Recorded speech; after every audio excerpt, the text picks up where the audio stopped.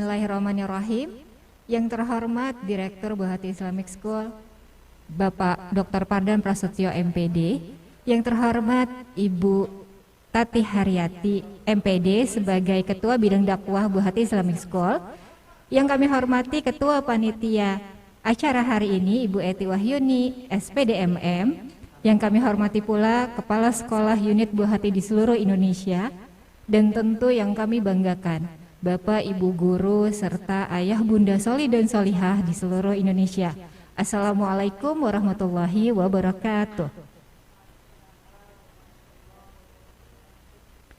Hijrah adalah sebuah kata yang tak asing lagi di telinga kita beberapa tahun belakangan ini. Perkembangan teknologi menyebabkan arus informasi begitu deras, sehingga yang salah satu tumbuh subur karenanya adalah gerakan hijrah di tanah air. Banyak yang menyambut hangat, tapi juga tak sedikit yang malah semakin alergi dengan kata taat. Bapak, Ibu Soli dan Solihat, Jamaah Tarhib Akbar hari ini, di saat banyak kerabat tengah berlari mengejar hijrah tanpa lelah, atau bahkan tengah berjuang keras, bertahan untuk istiqomah, mungkin sebagian dari kita, saya, Anda, atau dia, malah tenang-tenang saja, bergeming mendengar kata hijrah, merasa sudah aman di zona nyaman keimanan, yakin diri tak pernah melanggar ketaatan, seakan kunci surga sudah di tangan, bagai punya kenalan orang dalam. Begitulah banyaknya ilmu terkadang menjadi jalan masuknya kesombongan. Maka benar tak ada hamba yang tak butuh diingatkan, tak ada manusia yang tak butuh dikuatkan, terlebih untuk urusan ketaatan. Mario Irwinsyah, putra seorang sutradara dan aktris, telah mengenal dunia perfilman di usianya yang masih sangat dini. Ia mengawali karir keartisan sebagai seorang pemain film, kemudian merambah ke dunia musik dan presenter. Mario Irwinsyah hijrah untuk lebih mengenal Islam setelah diperkenalkan oleh istrinya yang lebih dahulu menjemput hidayah, Ratu Anandita. Ratu Anandita sendiri sebelum hijrah dikenal sebagai presenter acara sepak bola di sebuah stasiun TV nasional. Saat ini keduanya aktif dalam berbagai kegiatan bermuatan dakwah, diantaranya kajian Terang Jakarta, kajian musyawarah, dan pendidikan dakwah anak melalui tayangan Nusarara yang digagas oleh Mario Irwinsyah dan teman-teman. Alhamdulillah Mario Irwinsyah dan Ratu Anandita telah hadir di tengah kita untuk berbagi kisah hijrahnya. Semoga menjadi pengingat dan penguat bagi seluruh jamaah Tarhib Akbar hari ini. Langsung saja kita sapa bintang tamu kita, Mario Irwinsyah dan Ratu Anandita. Assalamualaikum warahmatullahi wabarakatuh. Waalaikumsalam warahmatullahi wabarakatuh. Alhamdulillah sudah bergabung bersama kita. Apa kabar Mbak Dita dan Mas Mario? Alhamdulillah sehat Mbak. Alhamdulillah. Ya Allah, luar biasa. Ini saya tadi senggol-senggol suami, saya bilang wah ini banyak juga partisipan, kayak lebih dari 500 orang, Masya Allah 655. Masya Allah, Alhamdulillah. Masya Allah, mudah-mudahan berkah selalu ya. Amin, amin, amin. Luar biasa, banyak yang semangat pagi-pagi udah siap di depan layar Zoom. Oke, baik, terima kasih. Nah, mengingat waktu kita terbatas, maka izinkan saya memulai dengan pertanyaan yang pertama nih Mbak Dita. Ya, siap, silakan. Baik, Mbak Dita, kita semua mengenal Mbak Dita ya sebagai presenter acara sepak bola di stasiun TV nasional ya. Luar biasa. Apa nih Mbak Dita momen ekstrim yang menjadi awal titik balik seorang Ratu Anandita hingga akhirnya memutuskan untuk hijrah? Mungkin bisa diceritakan Mbak. Assalamualaikum warahmatullahi wabarakatuh. Sekali lagi Bismillahirrahmanirrahim. Allahumma sholli ala Muhammad wa ala ali Muhammad. Rabbi shrah li sadri wa yassir li amri wahlul 'uqdatam min lisani yafqahu qawli. Alhamdulillahirabbil alamin. Terima kasih teman-teman semua yang sudah hadir di acara pada pagi hari ini. Mudah-mudahan ilmu yang hari ini kita dapatkan bersama-sama nanti insya Allah ada Ustadz Suki juga ya. Nah mudah-mudahan bermanfaat dan tentunya bisa kita amalkan. Sebelum saya cerita, saya butuh doa dulu ya dari teman-teman semua. Selalu saya minta doa buat saya, keluarga, supaya kita semua bisa istiqomah di dalam kesabaran dan ketaatan ya, insya Allah. Wah, kalau diceritain, jujur aja sebenarnya tidak ada sebuah momen, maksudnya gini. Kadang-kadang cerita hijrah lah bisa kita katakan seperti itu ya, kalau tadi di awal sudah disinggung kata hijrah gitu kan. hijrah itu kan berpindah lah begitu ya. Sebenarnya kita saya misalnya kami berdua gitu ya, kalau dibilang hijrah kayaknya masih butuh itu tadi doa, masih butuh perjuangan gitu karena hijrah itu kan perjalanan. Belum tuntas gitu, belum selesai perjalanan hijrah kami gitu. Sampai betul insya Allah wafatkan kami husnul khotimah, amin. Amin, itu doa kita semua tentunya ya. Kalau kata salah satu kami, hijrah itu baru bisa dibilang berhasil kalau selamat masuk pintu surga itu baru, nah ini hijrah yang berhasil gitu. Masya Allah ya. Jadi masih panjang gitu perjuangan kita semua tentunya di sini ya. Jadi tidak ada satu momen yang terlalu menghantam karena biasanya awal kisah hijrah itu diawali dengan cerita-cerita heroik, nggak heroik juga sih, itu mah kayak film action. Iya gitu, dramatis yang misalnya terbentur sesuatu masalah sehingga akhirnya jatuh atau sehingga akhirnya tidak tahu lagi harus kemana dan bangkit dari masalah tersebut gitu. Biasanya seperti itu. Tapi alhamdulillah, masya Allah, tabarakallah, Allah mudahkan semua jalan hidup kami gitu ya sampai saat ini. Semoga semuanya juga diberikan kemudahan-kemudahan oleh Allah Subhanahu Wa Taala. Justru yang membuat saya itu jadi tergerak itu adalah salah satunya anak saya gitu. Banyak sih latar belakangnya dulu di awal-awal menikah kami tuh kan sama-sama sibuk. Jadi aku kerja bener banget tadi tuh presenter olahraga. Jadi aku banyak syuting di luar rumah gitu ya, di studio atau pokoknya di luar rumah. Itu jadi jarang gitu ketemu sama suami gitu.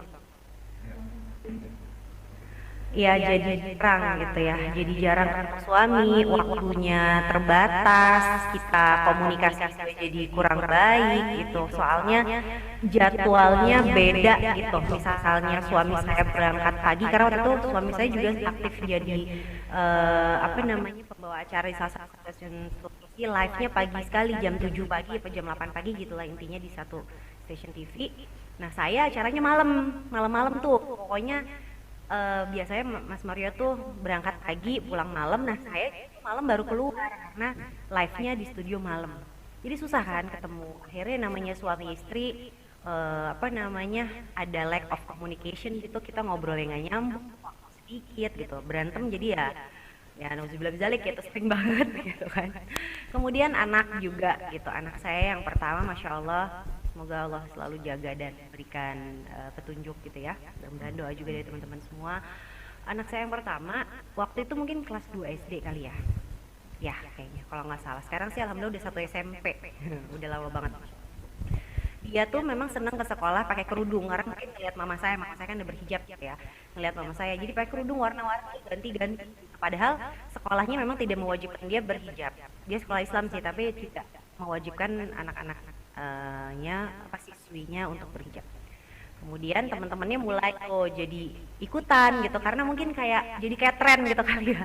Iya pakai kerudung nih, warna ini warna itu, pokoknya macam-macam warna gitu. Dia sering pakai.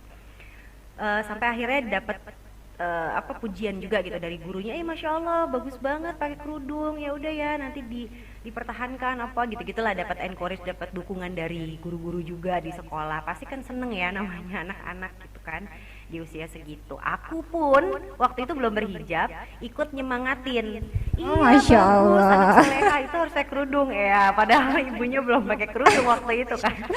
Tapi ya pasti namanya orang tua ya, kita kan pengen yang terbaik dong buat anak. Betul. Aku tahu gitu berkerudung itu wajib. Tapi untuk pakainya ya ntar dulu ya. Pasti juga belum tahu kapan gitu. Pokoknya pengen tapi ntar aja gitu. Nah entarnya nggak dipikirin. Baik, Gitu. Masya Terus Allah. setelah itu mulai saya memang senang belajar ya gitu, ilmu apapun. Mulai ada yang ngajak beberapa teman-teman nih ikut kajian gitu. Akhirnya menarik juga, seru gitu kan.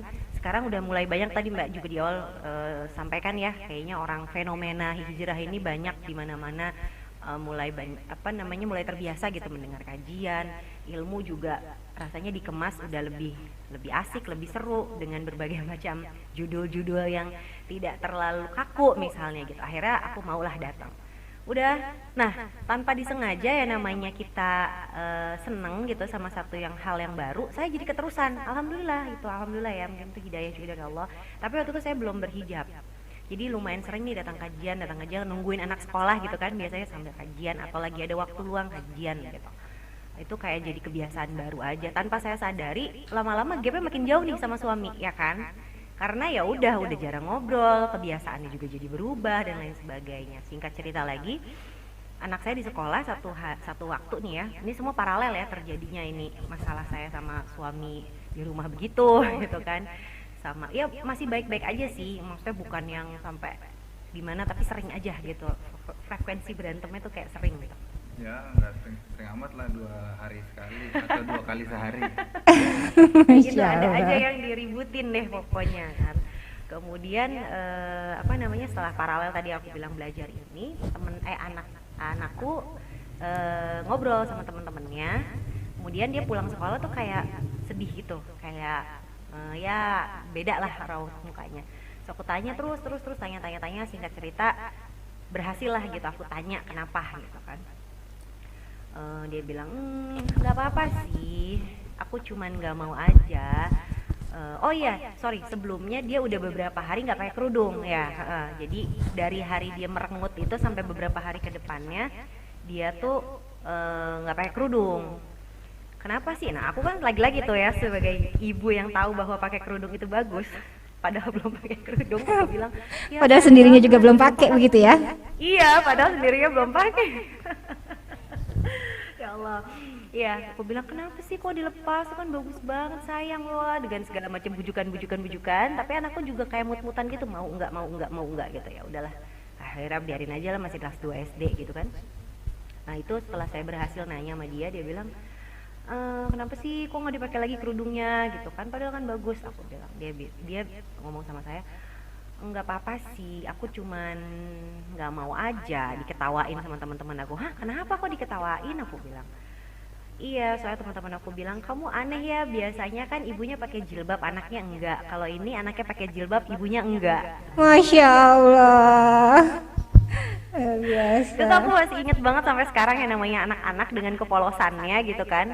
Ya mungkin temennya bukan maksud bullying ya, tapi ya hanya ya mengatakan kebenaran ya. Ini juga anak-anaknya sih, kok aneh banget sih, biasanya kan ibunya berjilbab anaknya enggak, nah kalau kamu kok anaknya pakai jilbab ibunya enggak ya gitu. Itu mungkin ibu-ibu di sini bisa merasakan ya.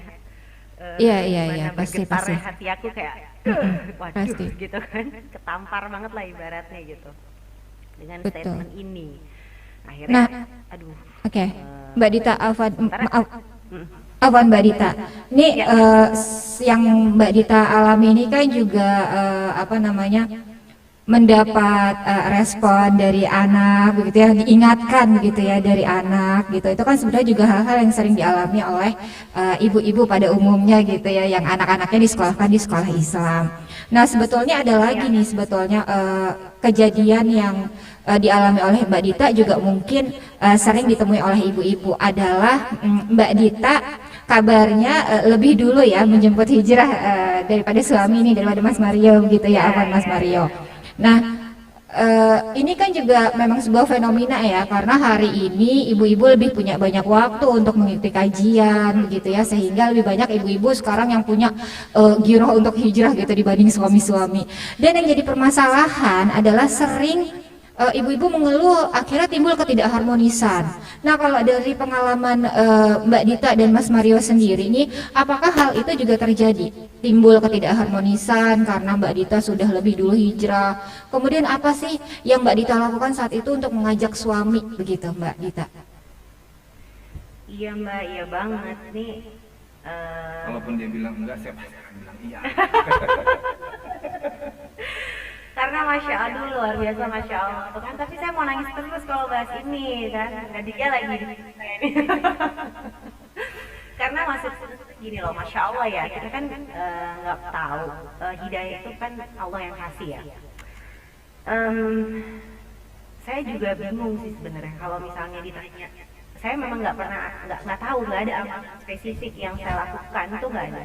Tapi jujur aja pada saat itu juga stres juga gitu. Ibarat stres juga nih gimana ya gitu. Kayaknya kan apalagi dengan ilmu tadi di awal udah disebut juga ya, bahwa kita dapat ilmu pengennya kan ngajakin orang lain juga gitu untuk ini bagus loh gitu kan, apalagi kita tahu sebuah kebenaran jadi pengen nasehatin bawaannya ya nggak, pengen ngajakin itu kan sebenarnya baik niatnya, tapi kalau dengan cara-cara yang emang sulit diterima oleh orang lain itu kadang-kadang jadi tidak efektif gitu. Akhirnya kita pengen ngasih tahu sesuatu, pengennya dapat ngasih ilmu malahan nggak bisa diterima gitu kan, sayang banget.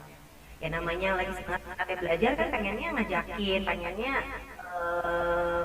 ya gitulah baik sih niatnya, tapi cara-caranya itu malah bikin suamiku tambah sebel gitu, kayaknya tambah apaan sih nih gitu. Gimana kamu? Ngalah-ngalahin ustazah. Pokoknya Jadi kalau mungkin ya ini tadi apa lawakan aja ya, Bismillahirrahmanirrahim. Rabbi shrah li sadri wa yassir li amri wahlul 'uqdatam min lisani yafqahu qawli. Ya hayyu ya qayyum bi rahmatika astaghfiruka wa atubu ilaik. Jadi tadi tuh ini tadi yang jawab tadi tuh kayak kalau ustazah tuh mungkin kayak kan lebih baik tidak begitu gitu, atau mungkin coba dengan cara yang gitu. Tapi kalau ini kan udah ngalah-ngalahin ustazah yang nggak boleh itu parah gitu yang Masya Allah. secara analogi exaggerate. Jadi kan ngerasa gitu, apalagi suami saya mewakili para suami di sini karena kan kayaknya apaan sih lo baru belajar jadi rese atau kita mau belajar aja deh kan gitu jadinya. Nah padahal niatnya baik gitu. Kita tahu niatnya baik, tapi kalau gini loh, orang nggak tahu, khususnya saya waktu itu orang nggak tahu, tapi dibilang nggak tahu ya nggak tahu, ya tahu gitu, orang saya sekolah Islam dari kecil gitu. Tapi saya nggak pernah tahu kalau Islam kayak gini gitu. Saya nggak pernah tahu kalau begitu belajar tuh jadi kayak gini, emang kayak begini orang-orang gitu.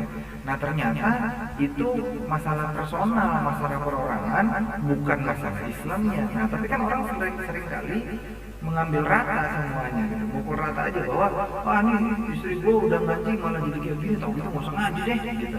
Nah itu kan salah ya, harusnya kan nggak gitu. Bagaimana sih caranya? Oh ternyata kalau orang baru belajar itu ada satu hal yang namanya giroh gitu, nggak tolong itu pokoknya kayak apa ya, sesuatu yang nggak bisa ketahan dan pengen banget diluapkan, apalagi udah tahu hal baik pengen semua orang baik, pengen semua. Nah satu hal yang paling realistis adalah namanya suami tetap aja punya namanya ego gitu. Berat untuk bisa oh iya istri gue benar, nggak semua orang bisa gitu. Walaupun argumennya benar, tapi ntar ada superiority yang kayak udah lalu istri gue suami lebih tahu. Nah, yang kayak gitu kan berat ya gitu. Nah sampai akhirnya ya tentunya kalau misalnya Allah berkehendak untuk bisa menyampaikan itu kepada saya, karena akhirnya lewat anak juga kalau menurut saya. Walaupun itu semua tentunya qadarullah ya, kita nggak bisa atur-atur gitu.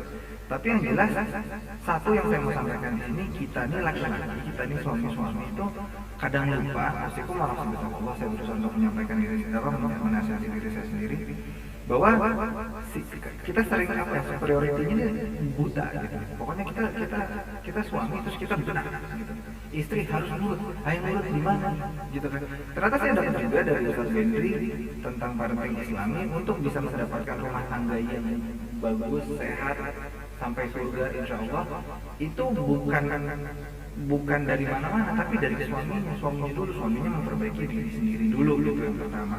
Habis itu kedua perbaiki hubungan sama istri, baru yang lain-lainnya nanti banyak masalahnya. Nah tapi itu semua kan udah jadi nggak berarti kalau misalnya nggak ada triggernya. Nah triggernya itu ada dua pilihan, antara kita mau muhasabah, kita yang suami, ini saya bukan yang nyindir bapak-bapak, tapi ini saya menceritakan hidup saya aja. Kita yang mau berpikir dan berubah, atau kalau nggak butuh hidayah yang Allah kasih. Nah, masalahnya kan nggak selalu dapat ya gitu. Kalau saya waktu itu untung alhamdulillah itu cuma kecil aja. Saya selalu percaya bahwa buah itu tidak jatuh jauh dari pohonnya. Contohnya saya seperti almarhum ayah saya gitu, macam-macam. Nah akhirnya karena keyakinan saya tadi itu, saya percaya bahwa apapun yang mau dicita-citakan sama anak itu harus realistis, harus terukur. Nah, waktu habis kejadian beliau ini pakai apa? Pakai kerudung dan segala macam. Terus kenaikan kelas nih, sebagai bapak tentunya saya tanya dong gitu. Wah, alhamdulillah nilai kamu lumayan lah, bagus lah gitu, kategorinya bagus. Karena kita juga pokoknya bukan yang great minded gitu, nilai harus bagus, enggak, yang penting dia kesehariannya bagus, ibadahnya bagus, adabnya bagus gitu kan. Nah terus saya tanyalah sebagai bapak, cita-cita kamu apa, mau jadi apa? Wah ini yang paling apa ya, jadi petir lah buat saya gitu. Dia bilang dengan sangat ringan gitu, anak yang sama yang mau menampar kita tadi, dia bilang aku mau jadi ustazah, ringan aja. Itu saya kayak kesambar petir gitu. Waduh, kalau anak ini mau jadi ustazah, sementara saya masih kayak begini, kayaknya nggak bakalan bisa jadi ustazah deh. Gimana caranya? Nah dari situ tuh saya mulai nanya sama dia, oke jadi gue mesti gimana? Saya harus apa? Mesti gimana? Gitu. Dari semua ketidaktahuan itu, akhirnya saya coba ya pelan-pelan cari tahu. Ya walaupun apa ya, hari ini dia entahlah masih dalam tracknya atau enggak, namanya anak-anak kan suka ganti-ganti cita-citanya, tapi paling enggak kita berusaha untuk mengantarkan dia ke situ kan. Hasil kan milik Allah, kita cuma punya ikhtiarnya. Kalau itu sih dari saya. Iya, dan aku nambahin sedikit aja ya, ikhtiarnya, salah satu ikhtiarnya karena aku nanya sama beberapa guru juga waktu itu, gimana ya cara ngajakin suami gitu. Itu pertanyaan paling sering kayaknya di majelis-majelis ya nggak sih? Tanya dari ibu. Kalau kalau ustaznya baca list pertanyaan itu pasti ada salah satu nyelip gitu, gimana cara ngajak suami hijrah gitu. Nah itu ternyata memang cara setiap orang beda-beda, karena kan karakter suaminya juga lain-lain. Itu disesuaikan aja sama karakternya gitu. Pasti ibu-ibu di sini juga yang paling tahu suaminya seperti apa. Tapi ada satu yang masya Allah luar biasa banget, salah satu guru saya bilang gini, nggak usah terlalu pusing memikirkan makhluk gitu. Jadi perbaiki aja hubungan kamu dulu dengan Allah. Perbaiki dulu nih, solehahkanlah dulu diri kamu. Insya Allah Allah akan bereskan segala urusan kamu dengan makhluk. Jadi perbaiki dulu hubungan kita gimana nih sama Allah. Jadi gak usah fokus kayak pengen ngerubah orang lain deh, diri kitanya dulu gimana. Dan jangan pernah berhenti mendoakan, terus zikir juga kan ada beberapa, misalnya Asmaul Husna gitu ya, Al-Latif gitu, itu kan melembutkan. Nah itu coba aja diulang-ulang, terus ikhtiarin minta sama Allah supaya hati suaminya dilembutkan. Ya udah doa aja terus, karena ya kita nggak bisa kasih hidayah sama siapapun gitu. Ya, masya Allah. Tuh ibu-ibu ya, harus kita ingat juga bahwa ternyata bapak-bapak tuh lebih senang dikasih tahu dengan baik-baik, lemah lembut ya, tetap ya, bukan digalak-galakin gitu ya, Mas Maria ya. Dan ternyata kuncinya tadi itu. Betul. Bisa juga dengan perilaku, biasanya suami agak. Nah, masya Allah. Jadi ibu-ibu yang merasa aduh sudah hijrah nih, tapi kok suami kok nggak mau bareng-bareng sih. Ayo, tadi tipsnya dari Mbak Dita adalah satu, berdoa, kedua tunjukkan dengan perilaku, ketiga perbaiki dulu hubungan kita dengan Allah. Insya Allah hubungan kita dengan manusia akan menjadi baik juga, terutama dengan suami kita. Begitu ya Mbak Dita ya.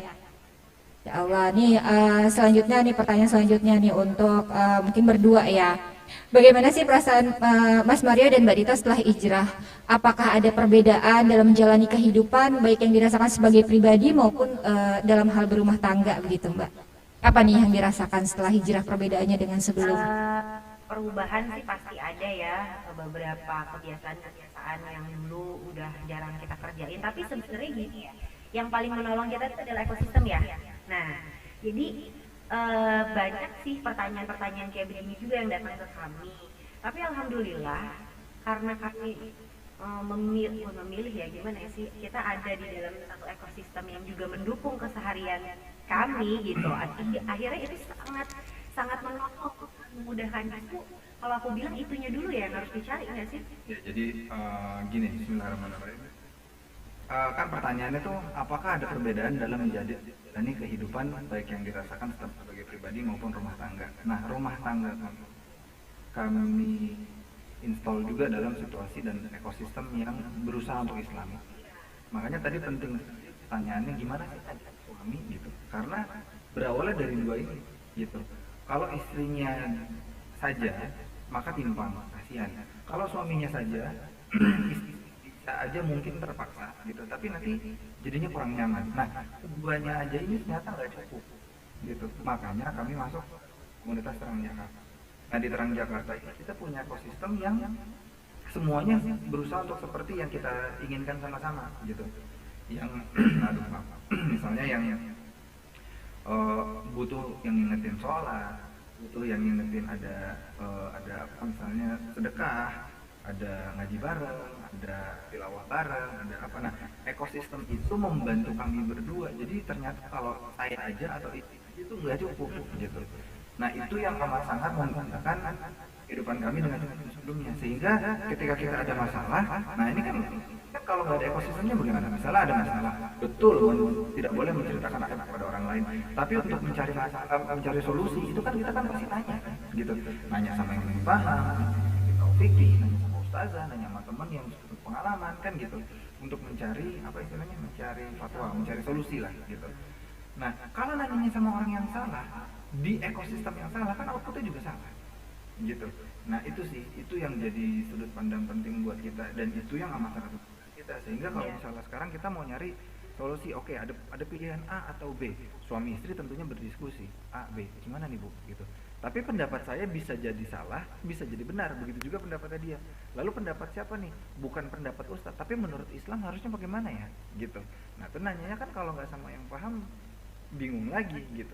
Nah, itulah yang kita amat rasakan perbedaannya sehingga sampai kemana-mana ya. Jadi bukan cuma sekedar apa ya, maaf ya bahasanya seperti memilih sekolah untuk anak. Memilih sekolah untuk anak tuh nomor kesekian. Yang pertama bapaknya, ibunya, terus anaknya itu sendiri, ini 3 Allah. Terus para pengasuh keluarga, nenek, kakek, nenek, itu dikasih tahu dulu nih kita mau bangun keluarga kayak apa. Baru terakhir sekolah gitu. Nah, kita masuk ke yang level yang ketiga ini nih, jadi keempat ini setelah urusan anak baru ke yang keempat ini kita bikin dulu ekosistemnya. Nanti sekolahnya mah di mana aja. Yang penting kan bukan sekedar di sekolahnya, tapi keluar dari sekolah dia temenan sama siapa, dia main sama siapa, dia di rumah seperti apa. Nah, itu semua sih yang kita betul-betul rasakan perbedaannya. Masya Allah, ternyata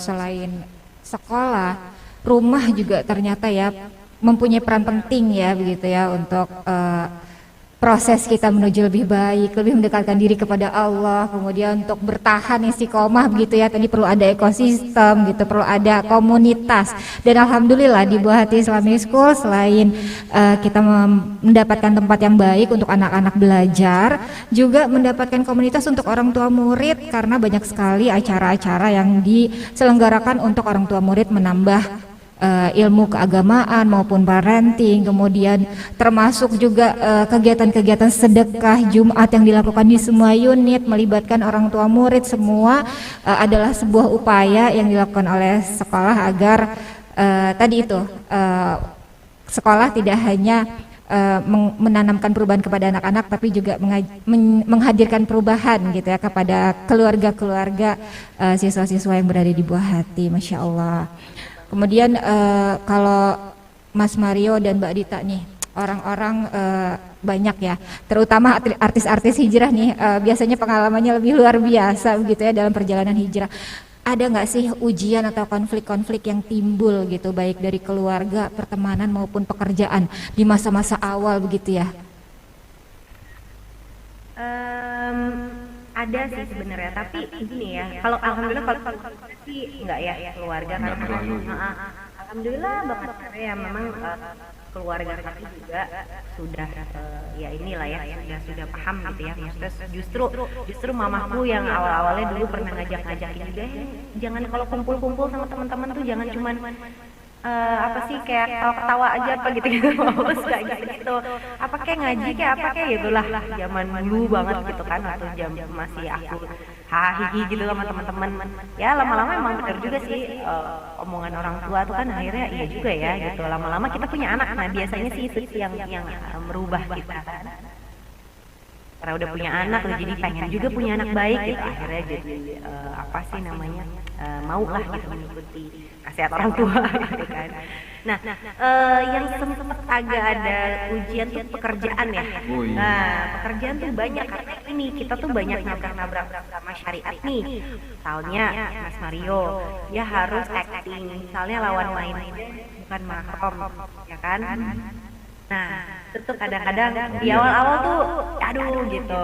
Karena nggak kerasa. Benar-benar nggak kerasa. Iya, jadi itu. Terus ada juga aku pernah ada penawaran pekerjaan tapi harus lepas kerudung misalnya. Sementara itu satu pekerjaan yang aku pengen banget. Dan baru pakai kerudung. Dan baru iya. Waktu itu bener-bener baru pakai kerudung, paling kan baru sekian bulan. Jadi kan jujur aja ya, di dalam hati masih agak goyang dong. Lepas nggak apa-apa nih. Tentang ceritanya kan baru gitu. Namanya baru belajar. Kalau dihujat orang ngajarin namanya juga baru belajar. Nah itu maju mundur gitu. Karena ini satu pekerjaan yang udah ditunggu-tunggu, udah dinanti-nanti. Aku memang pengen ada di stasiun TV tersebut, di acara tersebut. Nah ujian deh luar biasa. Gitu. Tapi ya gini nih, banyak pertimbangan macam-macam gitu ya. Itu sih pekerjaan. Tapi lagi-lagi kembali kepada ekosistem itu sendiri ya, karena ekosistemnya Masya Allah sudah sangat mendukung perjalanan kami, jadi nggak terlalu berat gitu loh. Beda kalau misalnya sendirian ada di situ, aduh Berat. serem deh kayaknya. Nggak tahu bisa kuat apa enggak gitu. Sekarang aja masih tetap butuh doa tentunya kan. Cuman hari-hari ini udah bersama dengan teman-teman yang kira-kira satu visi misi gitu kan. Teman-teman juga kalau ngingetin kita hal-hal yang mengingatkan juga pada akhirat lah, tingkatnya mungkin seperti itu ya. Jadinya kalau mau goyang-goyang dikit, mau ada halangan-halangan dikit, kita dikuatin lagi gitu sih. Kembali lagi saya ekosistem sih menurut kita sangat menolong ya. Betul-betul, Masya Allah ya, memang jalan hijrah masing-masing orang bisa berbeda-beda ya. Ada yang ya ujiannya begitu, ujiannya pekerjaan gitu ya, yang kebanyakan harus hijrah mungkin mengalaminya begitu ya.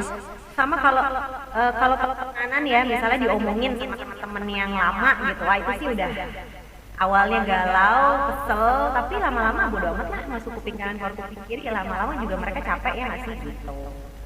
Ya. Itu justru malah fase awal. Iya fase awal, tapi makanya itu fase awal yang cukup ganggu ya gitu. Dibilang berat banget enggak, tapi ganggu ya hampir tiap hari. Tapi karena ada komunitas, jadi kita agak teralihkan gitu kan. Masya Allah. Nah, godaan apa sih yang terbesar yang pernah dialami itu ketika harus bertahan gitu ya? Itu godaan apa tuh yang terbesar yang pernah mungkin dilalui oleh Mas Mario dan Mbak Dita? Kalau kami berdua sampai hari ini alhamdulillah belum. Tolong doanya teman-teman semua sekalian, semoga kita bisa tetap istiqomah. Tapi kalau satu-satu pernah ya. Kalau satu-satu, saya waktu itu pernah pas lagi baru banget lagi baru mulai udah kadung beli tiket ke luar negeri dan sendiri. Memang saya dulu gitu, saya suka apa ya, kayak perlu me time gitu, perlu waktu untuk diri dan seperti kontemplasi dan segala macam ribet. Intinya saya sering traveling dulu gitu sendirian untuk apalah muhasabah, kadang-kadang itu dalihnya sih, tapi intinya adalah refreshing gitu.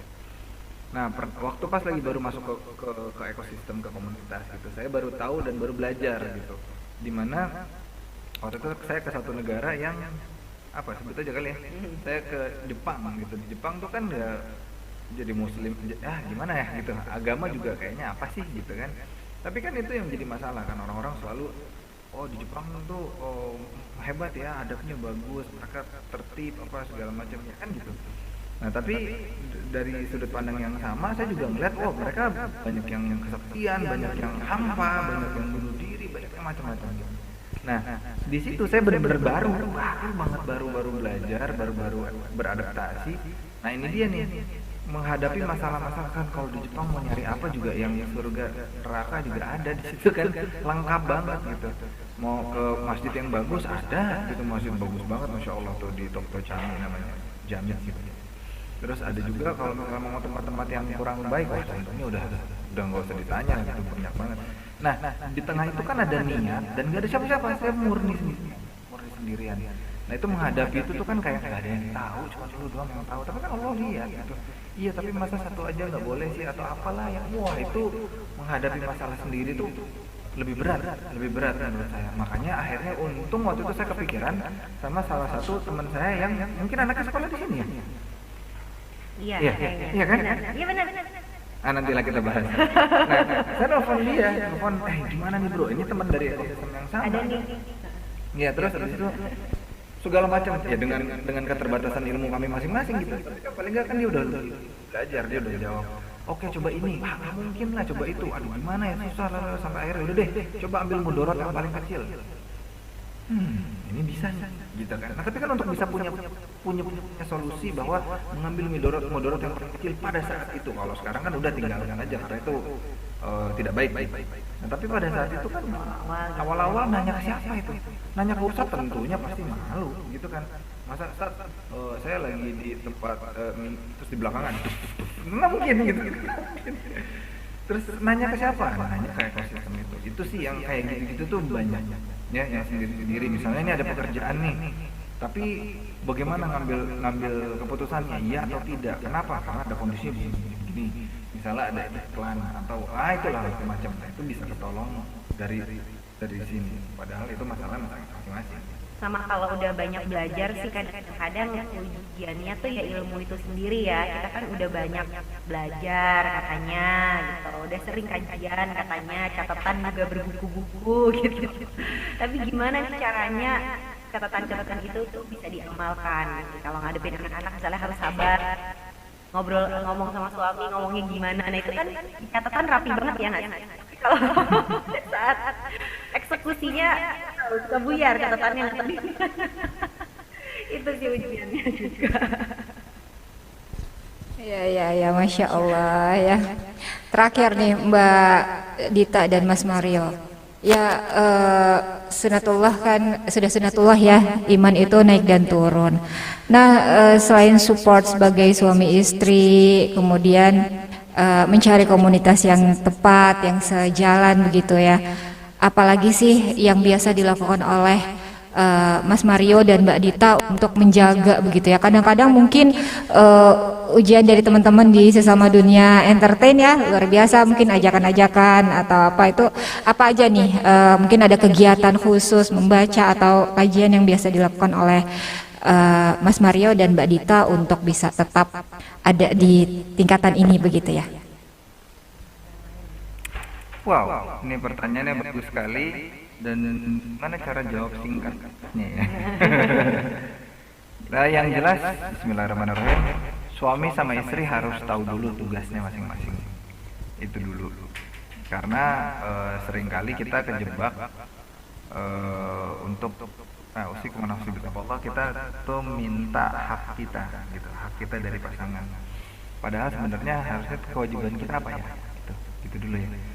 Dari situ sehingga bukannya saling mengkoreksi tapi saling introspeksi gitu. Jadi kalimat mengingatkan itu lebih tepat daripada menasehati gitu. Apalagi kalau urusannya suami istri kan gitu. Terus yang berikutnya adalah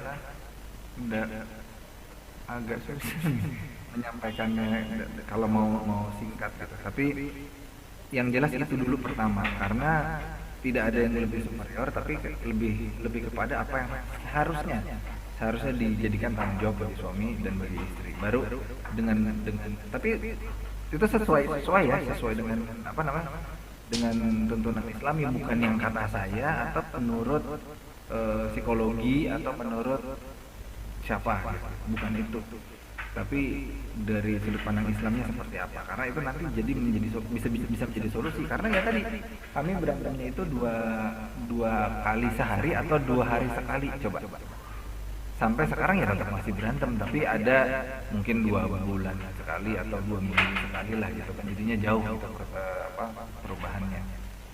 Nah, terus support system yang menguatkan juga tentunya ada ya, selain kita sendiri, kita berdua. Nah, terus tadi kan ketiga, anaknya juga udah diajarin bagaimana mau menjalaninya. Terus orang tua atau para pengasuh gitu kan, dari mulai neni, kakek, nenek, tante, om gitu kita kasih tahu, baru nanti lingkungan ekosistem sekolahnya itu semua. Tapi kan yang paling penting adalah kesehariannya ya. Iya. Silakan. Ya, aku nambahin sedikit aja sih. Mungkin perbanyak juga kegiatan kali ya, kegiatan yang tidak lagi ke arah yang tidak sesuai syariat lah, misalnya gitu. Sibukan aja cari kegiatan, sibukan diri. Alhamdulillah memang saya sama suami kan aktif juga dalam salah satu komunitas dakwah juga yang tadi disebutin ya, Terang Jakarta gitu kan. Jadi memang karena ada pekerjaan yang kami lakukan di situ, gitu, ada kegiatan, akhirnya minimalisir apa namanya ya, godaan-godaan gitu ya. Si Kumuina Fitri Tokolo bukan kami tentunya selalu butuh doa, namanya manusia, benar banget turun. Tapi paling tidak karena ada kerjaan gitu ya, karena ada yang disibukkan oleh satu kegiatan ini yang positif juga, yang insya Allah saling melihat dunia akhirat, akhirnya kita mengalihkan fokus ke sana gitu.